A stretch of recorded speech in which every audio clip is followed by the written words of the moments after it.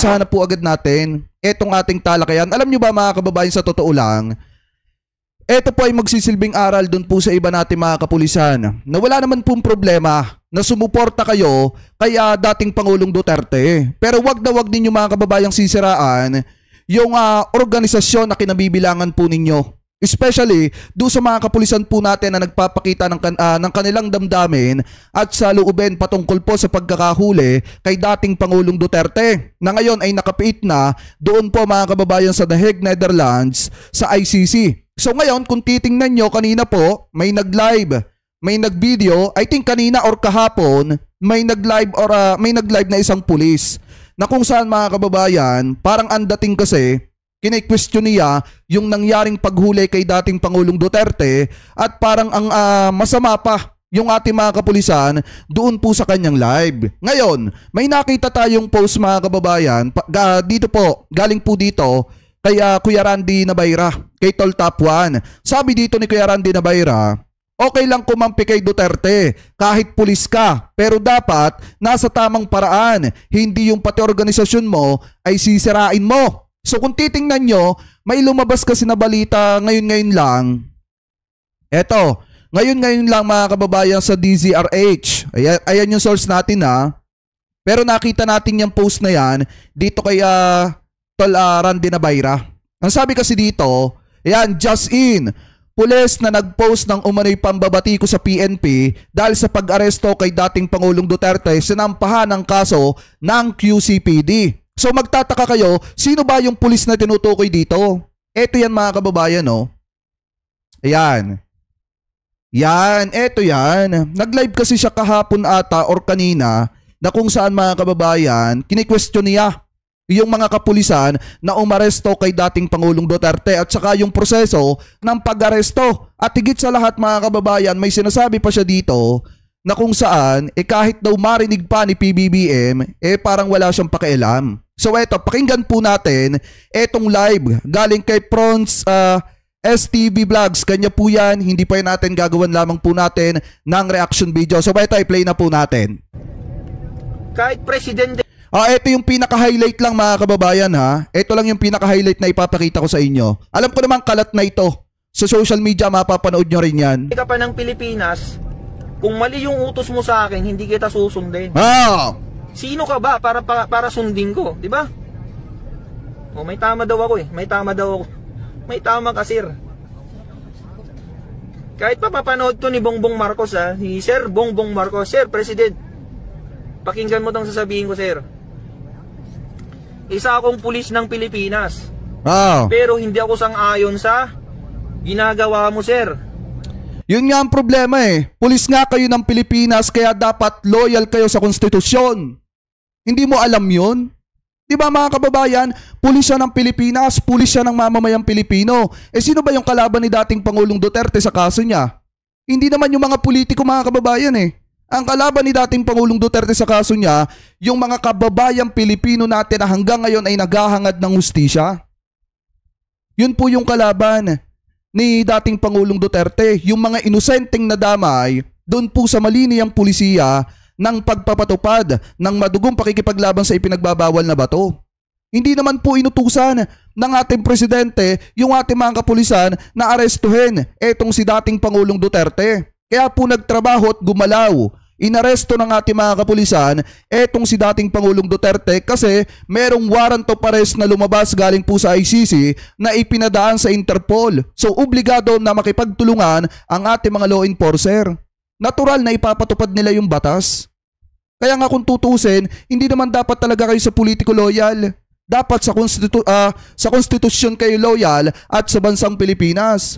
Parang ang dating kasi mga kababayan, hindi ko naman nilalahat yung iba natin mga kapulisan, mas pinapakita nyo pa na loyal kayo kay Duterte kaysa po sa sambayan ng Pilipino, kaysa sa bansang Pilipinas.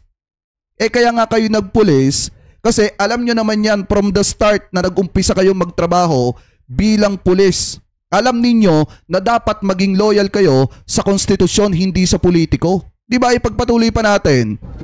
Di ba? Hindi ako sang-ayon sa'yo. Kahit ano pang sabihin mo, sir, hindi ako susunod sa'yo. Kasi hindi mo naman ako pulis Bakit pulis mo ba ako? Gago, Commander-in-Chief mo si ano.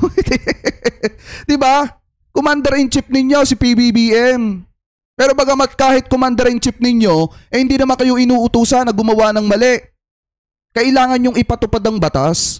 Kaya nga kung tutusin, sabi nga ni Atty. Claire, mga kababayan, dapat kasi ang ang ating mga kapulisan loyal sa batas at kahit kailan dapat hindi magtataksil sa batas. Kaya nga kung tutusin, hindi pwedeng palitan ng utang na loob yung proseso ng batas.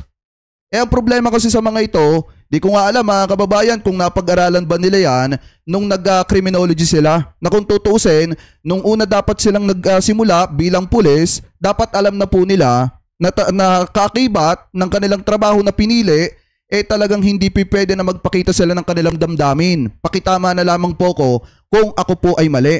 Kasi unang-una, dapat loyal talaga itong mga ito sa sinasabi ng konstitusyon, hindi po sa mga politiko. Pinapasahuran mo ba ako, sir? Hindi. Kahit presidente ka pa ng Pilipinas, kung mali yung utos mo sa akin, hindi kita susundin. Sino ka ba para sundin ko, di ba? May tama daw ako eh. May tama ka, sir. Ha?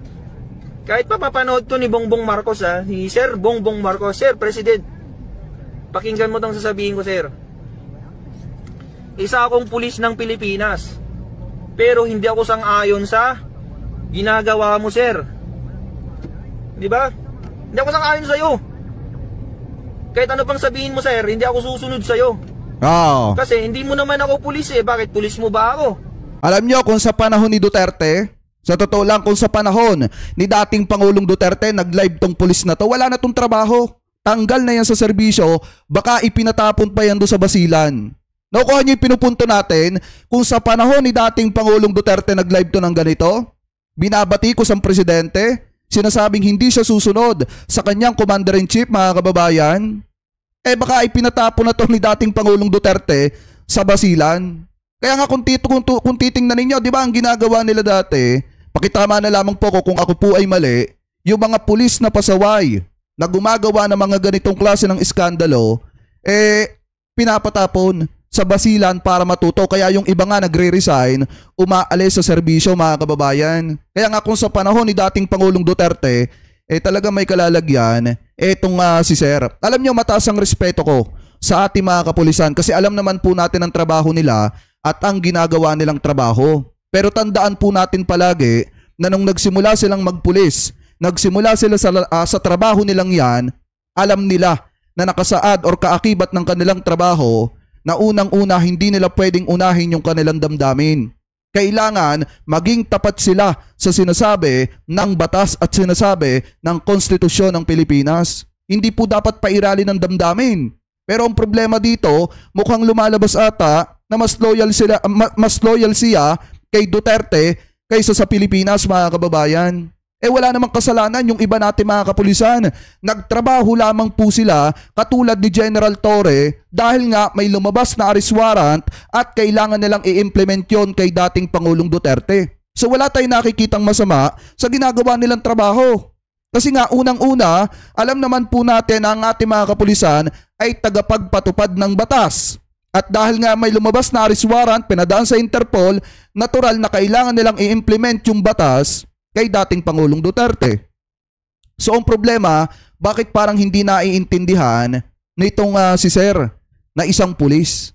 Ano po mga kababayan? So ngayon, ito pong pulis na ito na nagsasalita ng ganito, sinampahan po yan ng kaso ng QCPD. Kasi nga, medyo hindi maganda yung mga sinasabi niya. Kung mapapanood nyo ng buo itong live nito, 2 oras yon, mga kababayan, kini-question niya yung naging pag-aresto ng kanyang mga kabaro, ng kanyang mga kasamahan kay dating Pangulong Duterte. Ano po? So ngayon, ito yung pahabol nating update, mga kababayan, dun po sa pulis. Ano po, na nag-live kanina or kahapon, na kung saan mga kababayan ay kinukundina ang presidente at hindi daw siya susunod sa utos, mga kababayan, ng presidente dahil nga sinusuportahan niya itong si dating Pangulong Duterte. So ngayon kung titingnan nyo, sabi po dito sa 105.1 Brigada News FM Manila, eto daw, just in, sinampahan ng reklamong inciting to sedition at paglabag sa Cybercrime Prevention Act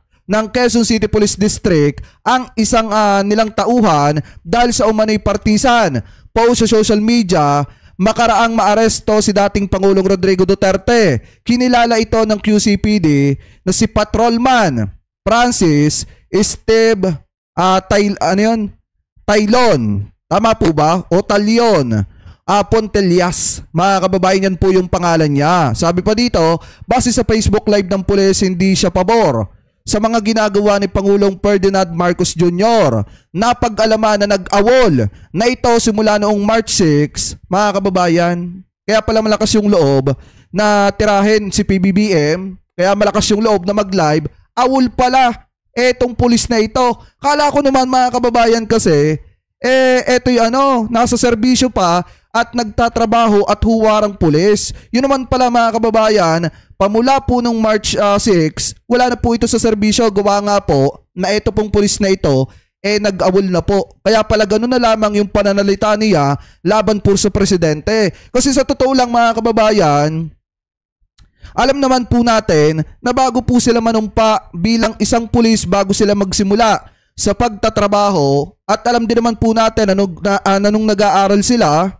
ng criminology, mga kababayan, itinuturo po sa kanila na ang kanilang commander-in-chief ay walang iba kung hindi ang presidente ng Republika ng Pilipinas. At ang isa pa dyan, mga kababayan, dapat po loyal sila sa konstitusyon, hindi po sa kahit na kanino mang politiko. Pero ang masaklap kasi dito, kanina dun sa naging paglalive po niya, yung ipinakita ko sa inyo sa unang live natin, talagang hindi daw po niya gusto yung or hindi siya pabor sa ginagawa ng presidente, mga kababayan. Kaya naman pala hindi siya pabor kasi wala na siya sa serbisyo, gawa ng nag-awol na po. Kala ko naman huwarang pulis. Yun naman pala, mga kababayan, hindi. So ngayon, may kinakaharap siya na reklamo dahil sinampahan siya ng QCPD ng reklamong inciting to sedition at paglabag sa Cybercrime Prevention Act ng sa mga ginagawa niya, mga kababayan. Ang nagsampa sa kanya,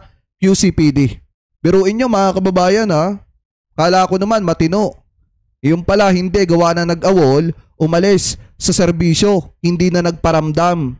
Awol nga Ibig sabihin, baka hindi na ito nagpapapasok or baka sinadya nang wag pumasok, mga kababayan, na naging dahilan ng kanyang pag-aawol. Hindi na siya nagre-report, sa madalit salita. So yan po yung update, mga kababayan, doon sa pulis na sinasabi ng mga kababayan Pilipino po natin na bida-bida daw.